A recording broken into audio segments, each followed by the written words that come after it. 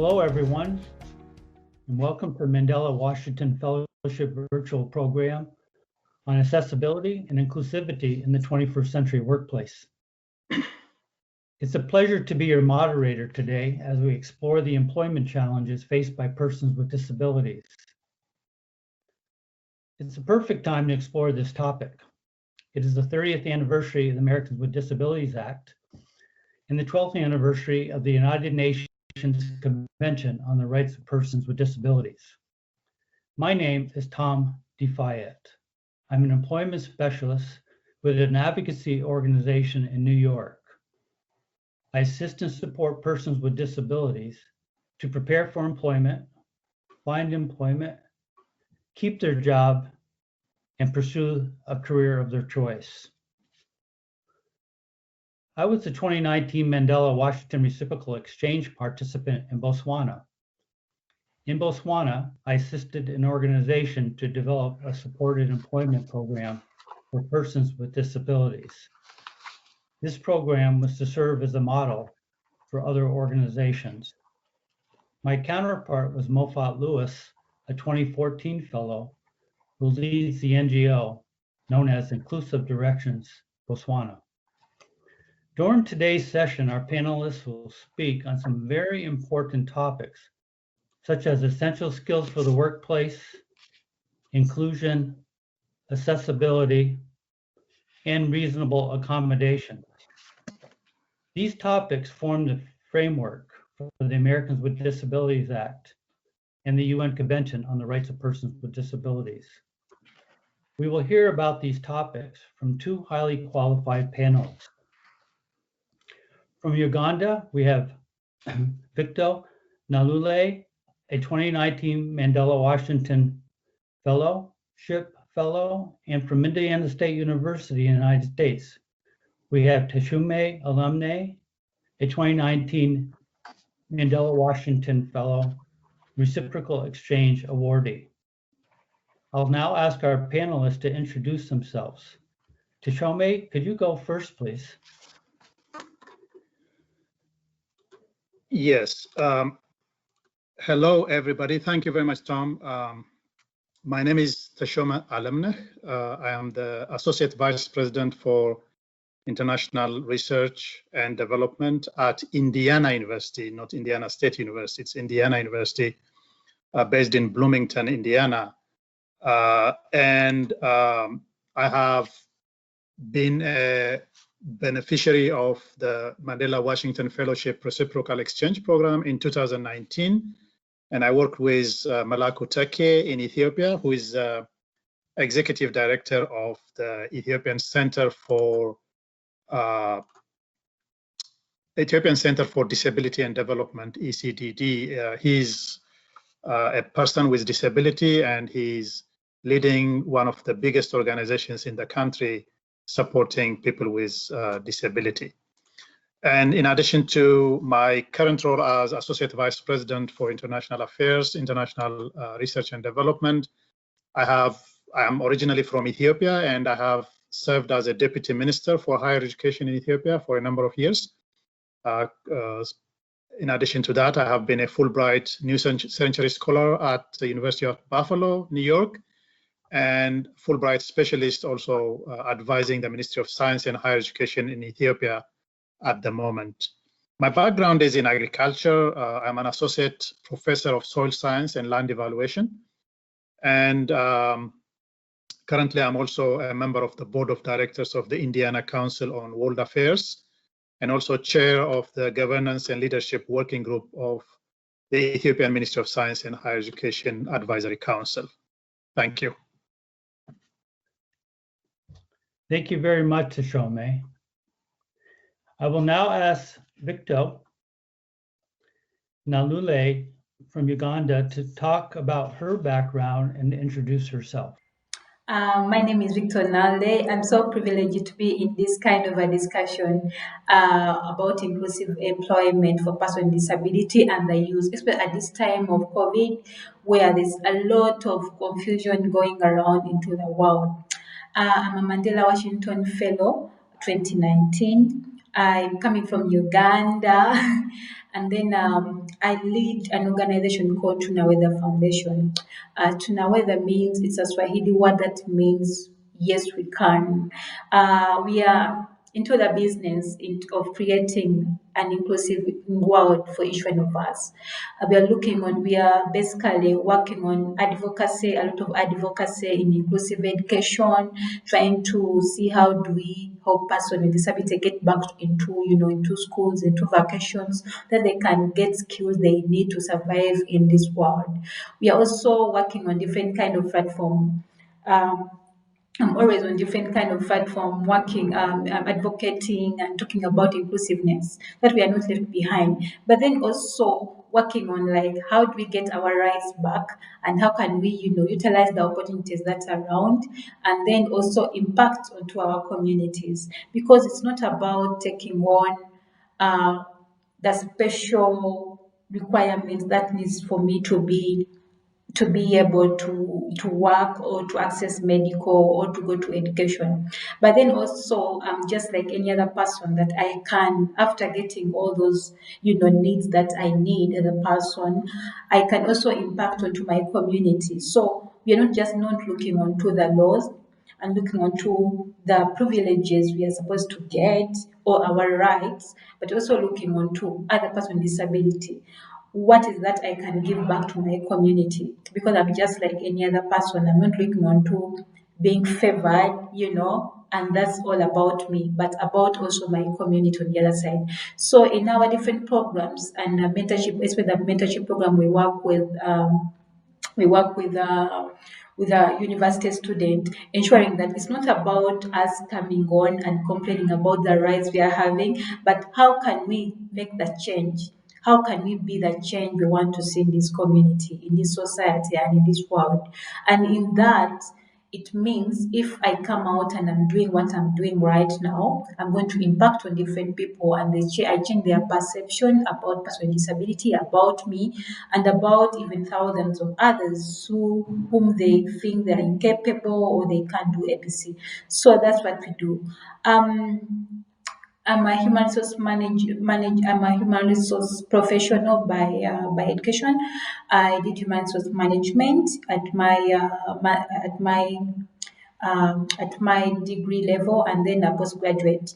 And I have a 10 years of experience outside the advocacy part of it. I've been working as an administrator in an energy industry on safety, health, and environment for 10 years now. And in that, I've been, too much into training people onto safety and doing a lot of auditing and inspection, the checklist, the risk assessments, and all that.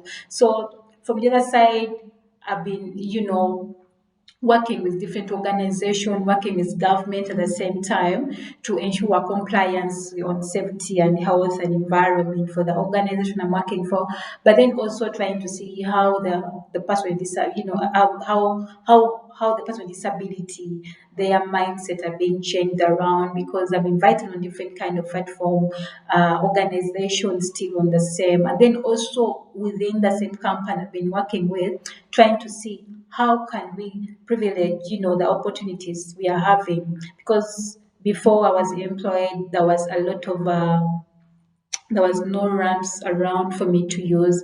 Everything was basically not inclusive. Right now, everything is really inclusive because of me.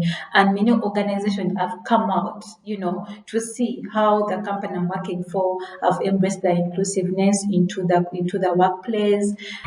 So there's a lot of a win-win situation where that is going on, that this has helped me to even get more privilege, getting onto the ground to work on advocacy in different organizations in terms of employment for persons with disability. Thank you so much. Thank you very much. I appreciate it, and welcome both of you to our panel this morning. As we start off this morning, I would like both of our panelists to take 2 to 3 minutes, just 2 to 3 minutes, to talk about the skills young persons with disabilities should develop to prepare themselves for the workplace. Tashome? Thank you, Tom. As Tom was saying in his introduction, we are basing our discussion on the American with Disabilities Act, which became law in 1990, and also the UN Convention on the Rights of People with Disability, which was adopted in 2006, I guess, December 2006, gives civil rights protections to individuals with disabilities, prohibits discrimination against people with disabilities in areas of public life, including jobs, schools, transportation, and other public places, ensures that people with disabilities have the same rights and opportunities as everyone else, and also it guarantees equal opportunity for individuals with disabilities in accommodation, employment, and other services.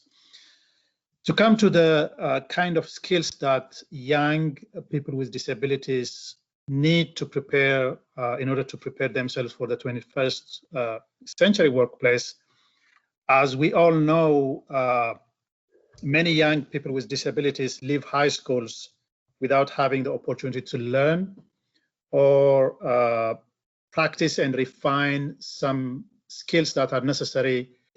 For people with disability, it is a matter of realizing that the working world involves challenging ourselves, themselves, and also stepping outside of some comfort zones so that we can meet this challenge head on and succeed and compete and on a level ground with people who have no disability. In my opinion, treating people with people with disabilities, as these acts and the convention have clearly asserted, equally at those without disabilities, is very, very important, because it should be, the bottom line should be that even though people have disabilities, we have to acknowledge that they are equally able to do the job that they are prepared for, or they are ready to learn some of the skills that are necessary to succeed in that workplace. So some of the skills that are required by people with disability, as I said, are more or less the same as others, but with a special emphasis and context, one should try to build skills and capacities of people with disability in the areas of, for example, effective social communication, self-advocacy and networking. That's very important for people with disability to advocate on their own behalf and be on the forefront of meeting the challenge. Decision-making, problem-solving, these are some leadership skills that are also necessary for people with disability. We encourage people with disability also to be creative and to compete in business and entrepreneurship areas. So I think it is important also for people with disability to have skills in business and social entrepreneurship. For example, in the areas of asset-based community development skills. In addition to that, when we go higher, I think people with disability, for example, who are creating their own business, need to have some skills in the area of project development management, financial management, human resource management, and generally, I would say they need ability and skills to respond to constructive feedback as well in order to move forward in this challenging environment. And in order for people with disabilities to succeed in the workplace, having these skills, it's very important that parents, government, businesses should provide them with opportunities to education and learning, starting from the lower levels, starting from, in some cases, even from kindergarten up to higher education, in order for them to be successful in life. And the schools and learning places should also provide, we might talk about this later on, provide reasonable accommodation to the specific needs of people with disabilities, be it disability of hearing, sight, speech, autism, physical, or any other. So I think everybody has to contribute to support people with disability, build their capacities, build their skills, either making them better in what they can already do or helping them learn and improve their own skills and capacities to be competitive in the workplace. Yes, thank you very, very much, Shome. A couple points that you made that I took away was it's not just about workplace skills or hard, what we call hard skills. You mentioned life skills are very important. The ability to self-advocate, to speak up for yourself and to advocate for your rights. And finally, the need for equal opportunity for persons with disabilities as well as actually everyone in the workplace has an equal opportunity for success.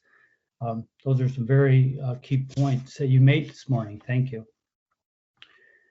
Victor, could you go ahead and speak about the skills young persons with disabilities need or should be working on to prepare themselves for the workplace?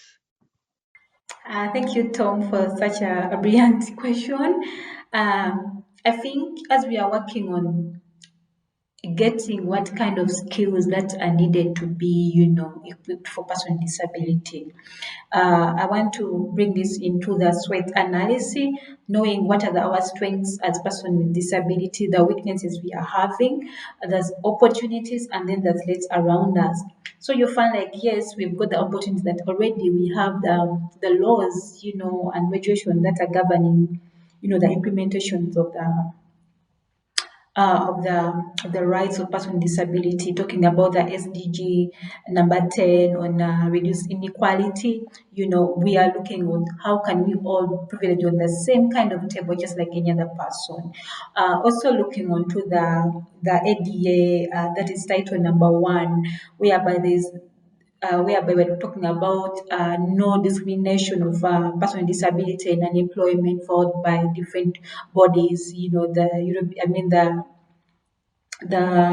union, like labor unions, the government, the private and the public sectors to ensure like persons with disability are not discriminated outside because of their abilities and all that. But also looking onto the UN Convention, like Article number 25. Those are some of the opportunities we are having on the table as person with disability. But so as we are having this kind of opportunities on the table, we need to get to know, okay, what are our strengths? And that's where now the skills are coming in. What is my strengths as Victor, a lady with disability? That could be one. I want to use my example. That could be communication. If I can communicate, and yeah, I can't move from one place to another faster, but my communication, I can improve on it. I remember some time back, I used to have a problem. I still have it, and I'm practicing to ensure like I improve on my pronunciation. And I'm having some classes I'm having with a friend of mine from UK. But I'm trying to see these are some of the skills that I need to improve on. That are going to bring that are going to bring food and that are bringing food on my table as someone with disability. The other skills we really need as person living with disability, we need collaboration. That is teamwork. I think why I'm successful, I'm not saying I'm 100%, but I'm successful where I am, and I'm being loved by so many, and I'm being cared for, and helped really. And I've got different collaboration because that is one of my strengths I have. I had to build onto it. And how do you keep the network strong and strong? And that's one of the reasons I'm here on this kind of a discussion. So the collaboration and knowing that this is one of my strengths as someone with disability has really helped me a lot to build onto my abilities and my skills to the next level, my career and all that. And trying to be smart in everything I'm doing and trying to connect together with other people and not just looking onto it's all about only the disability part of it, which sometimes we say, oh no, I have to work with all this and this. Sometimes people say you have to separate yourself and all that. And I said, no, we don't need to separate ourselves. We need to work as a team. We need to work like together. So, and that's why we're looking on to different kind of inclusiveness. Inclusiveness, that I mean, you have to have like a school which is separate from person with disability and a normal, going school. So it has to be one and we are all in the same. And that's where the collaboration comes in. How do I work with different organizations to ensure that my agenda on the personal disability advocacy is being implemented? on the other side of the skills, really, I want also to bring about creativity.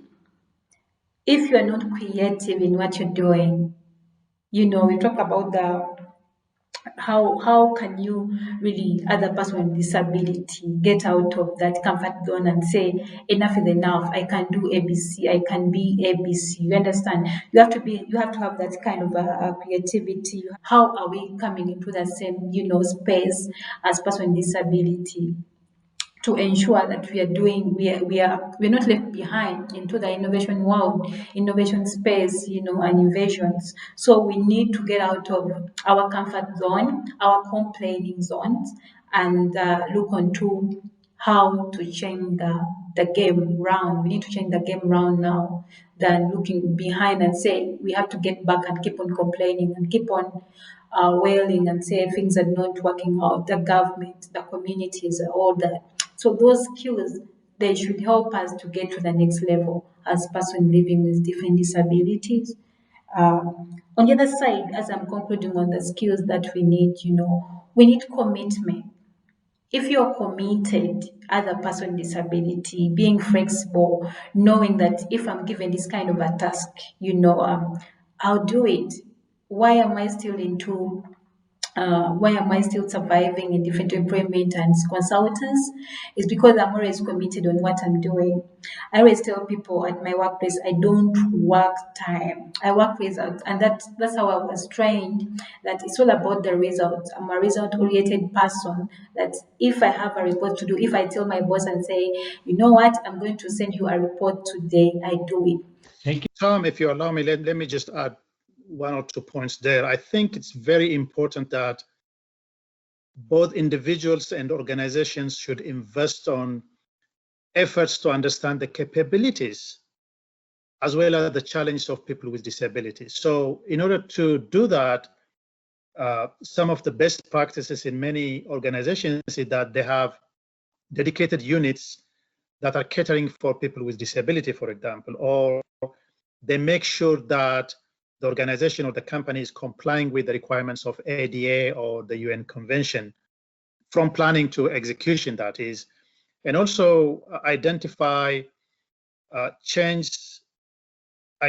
change processes that support unconscious bias. You're talking about awareness. I think that's very important. For example, in recruiting and hiring processes, there are unconscious biases, and having this dedicated unit and then making sure that there is compliance to the ADA will ensure that there will be some mitigation to this unconscious bias.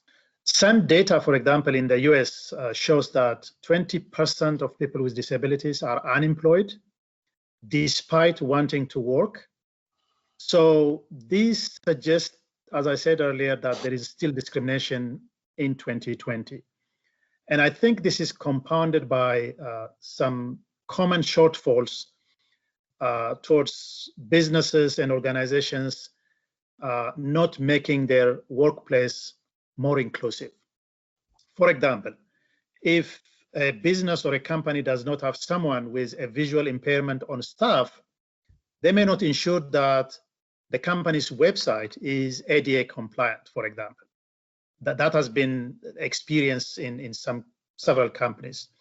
Or if companies do not have people with disabilities on staff who use wheelchair, they may not recognize places where curbs are inaccessible, for example, because we are not always conscious of those needs for people with disability, or even they may lack communication mechanism required to relay services over the telephone or captioning public service announcements that allows individuals with hearing and speech impairment or disabilities to be included in those announcements and community gatherings or what have you. So creating accessible and inclusive workplaces, particularly in the time of COVID-19, is very, very important. Thank you. Very good. Thank you so much.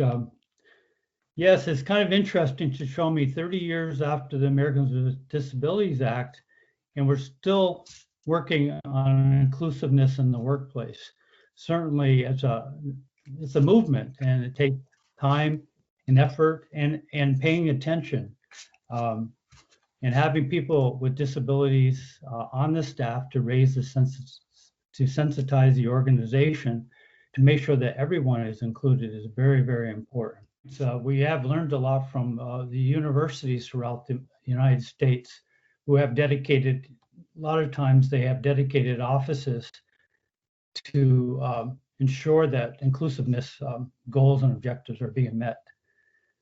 I'd like to bring up forward a question from Paul Sapp, United States Reciprocal Exchange Awardee. Paul says that a key part of the ADA is the concept of reasonable accommodation for an employee or potential employee with a disability. Paul asks, how does this concept, the concept of reasonable accommodation, apply in Africa, where employer resources are different from the United States? To show me? I think, as I said earlier, there are resource limitations in Africa. That's true, but I would argue that lack of resources should not be an excuse not to mobilize communities, businesses, and public organizations to provide these accommodations for people with disabilities. I think in many African countries, if my information is up to date, there are very few countries who do have acts or laws that provides for people with disabilities similar to the ADA. And I'm not sure if most countries in Africa have also, after adopting the UN Convention, have also parliament or government sponsored laws promulgated to protect people with disabilities. So that is, I think, one area that African governments and people who are advocating for the rights of people with disabilities should work towards, having laws and regulations to support people with disability. Talking about reasonable accommodation. According to research, we do have 80 to 90% of persons with disability under an age of employment, but they're not employed. That is in developing. I think the best practices can only come from practical realities and application on the ground. Nothing really breeds success more than success. So the idea is to really make a start even with humble beginnings, but also having an end in the mind as we are discussing about reasonable accommodation. For example, we need to maybe identify a role for persons with disabilities that they can excel in. In my last point, I was talking about, maybe training that person in IT, information system, in customer service, in communication, that you can groom. There are some skills basically that we always, develop when you're already on the job.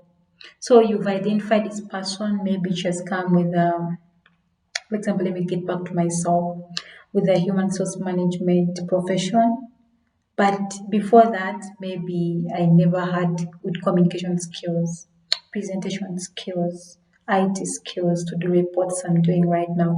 So you try to really support that person in-house kind of training and to see like how can we help her disability become abilities. Another thing we're talking about, the practical realities we need to have on the ground in order to have a reasonable accommodation. They seem to be small, but they impact a lot. They change the whole system around. Talking about, for example, on the same, having a pilot to drive new ventures that specializes in PWD investment. and involvement. How can you ensure like person with disability are kind of involved in your organization development? Talking about what kind of achievement this person has done. Can you publish it on your social media, on your website? Can you talk about this person's work so that other people, who may think she's not doing anything, she's bitter or something like that, they see her excelling. Can you put her on the succession planning, programs for your organization that you see her going from one level to another? And that is your success. That's what we're talking about.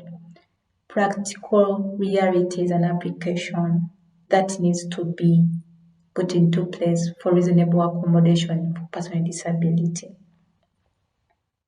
I always believe practical success on the ground is far more effective and long lasting, than the volume of laws, just the way I said, and regulations, which are very, very, very important, very, very important.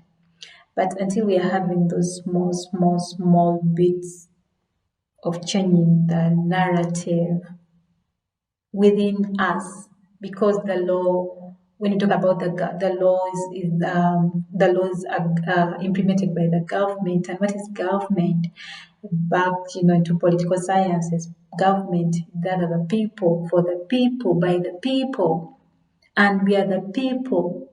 So if we are the people, are we implementing this kind of practical realities on the ground, or we are going to keep on waiting until the government, who are us, to implement what should be implemented to ensure inclusive employment?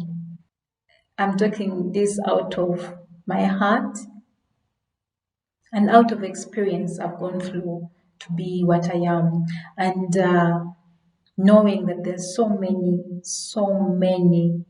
the 80 to 90% of the African young youth with disability, women with disabilities, who are out there trying to wonder how can they also be maybe like me, because of what we're discussing about. It has to start within us. We are the government, and we have to implement the small things. To my alumni community, let's get back onto our round table. Look around and get to know. I have this organization. I'm getting to know in any project I'm going to be doing, I need to ensure that I'm employing someone with disability, because we are talking about employment for person with disability and the youth in Africa. Let's get together, let's collaborate, and let's take that lead as the young leaders to change the narrative for Africa. Victor, you heard Tashome talk about unconscious bias. We all, as humans, have this. We all exhibit it in some form or another, and we do so because we aren't realizing we are expressing it in many cases. We have a question, Victor, from the fellowship community on the topic of unconscious bias that Tashome mentioned as well. Ann Faso from Ghana, she's a selected Mandela Washington Fellowship candidate for 2021. And Ann asks, what efforts are being put into place for people who do not have formal education and may interact negatively with people with disabilities at the workplace? And Ann also asks, how do we address the unconscious bias against people with disabilities from people who don't realize they have such biases? Thank you, Tom, for such an insight question from our fellowship community. And thanks, Anna, from Ghana, for bringing out this question. Indeed, there's a lot that needs to be done. Opa, I got your question correctly on how do we work around the people who have not gone through the formal kind of education and to embrace the person with disability. How do they interact with person with disability? That's how I kind of got your question. It's really a long journey we need to embark on, and it all starts from me and you starting to know the noticing those kind of differences in our communities and trying to address them immediately. For example, if you're moving around and you find someone calling someone disability, you lame person, could you stand out and say, no, excuse me, that is not just a lame person. That person has got a name to be called and all that. So it has to start from us, and then we take it to the next level and say, no, enough is enough. Can you be an ambassador? Sometime back, I was talking about each one of us is an ambassador. It's not about me as a person with disability to stand out and fight for my rights or to stand out um, for biasness around me, but it has to start with everyone around us here and say, no, I think enough is enough. And we all live into this kind of communities whereby we are having people who are not formally educated, who are not aware, but so funny, but true on the other side. We've got people, for example, I've got people I've interacted with. I'm a member of Lions Club International, and I've got doctors asking me questions like, I call them really silly questions. They ask me, is your family, all your family like you? Was your dad like you? Was your mother like you? So like you find like there's a lot of awareness that needs to be really put onto the ground, because some people think if I have any disability, they believe the whole family I'm coming from, they are the same just like me. So that kind of awareness really, that's the reason why we are here. That's the reason personally I'm taking on other legacy, changing people's mindset. Wherever I am, I'm not leaving any stone unturned. I'm trying to ensure that people around me, I make an impact. I leave a mark, on everything I'm doing, because I know when I get out of there, thousands of persons with other disability, they will be treated with dignity. They will know, no, these people have dignity, they have a right to live. These people can do better than, anyone. So it has to start from us, and then it grows, into a change, it grows into a changing culture. And I believe in the next, decade, this won't be like that. Even the person who are not educated, they will definitely embrace person with disability just like any equal person. And even those who are not educated, they should, because as I said, it's a two-way. We still have a lot of awareness to really put in place and talk about. Thank you. Thank you, Victor. Shome, I have another question from the fellowship community, and it draws on your extensive background in education and the education of persons with disability. Samantha Sibada from Zimbabwe, from 2019 Mandela Washington Fellowship Program. Samantha says, as much as we want to curb youth unemployment among young people with disabilities, World Bank and the World Health Organization in 2011 said that 80% of children with disabilities in developing countries are not in school. Shome, what can we do to increase access to education for children with disabilities? Tom, I think, Samantha, thank you for that question.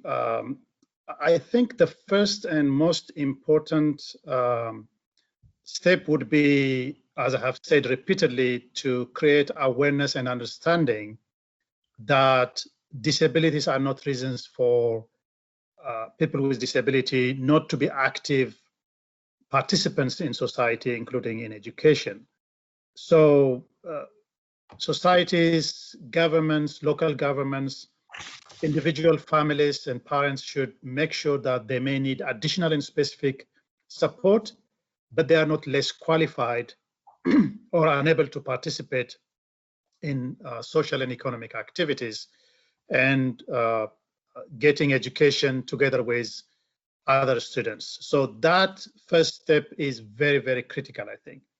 Governments should develop and implement national policies, as I said earlier, and strategies towards inclusive and equal treatment and engagement of people with disabilities, starting from pre-KG, KG, up to higher education. They should mobilize public and private resources to improve access to schooling, education, starting from the lower levels. And when they go higher into secondary school, technical, vocational, and higher education, I think those resources will be more and more critical for people with disabilities to succeed. Very good. Tashomi, thank you for mentioning that. Education certainly truly is an accessibility issue. It's an inclusive issue. It's an issue that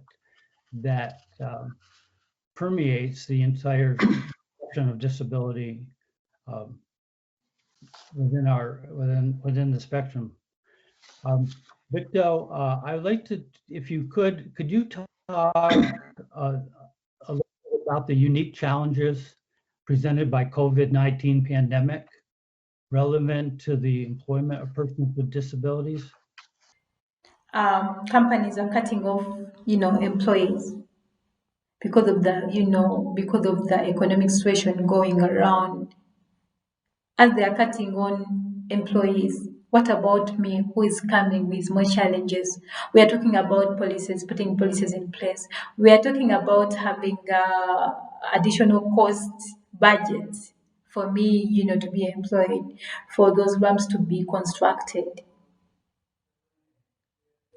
at this time. Are we still talking about the same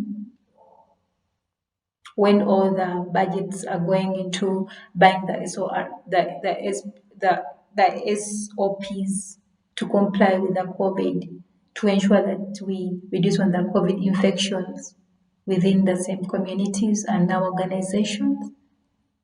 How am I coming now if before in a normal world it was very hard for me to come to any office and present my competences? What about now?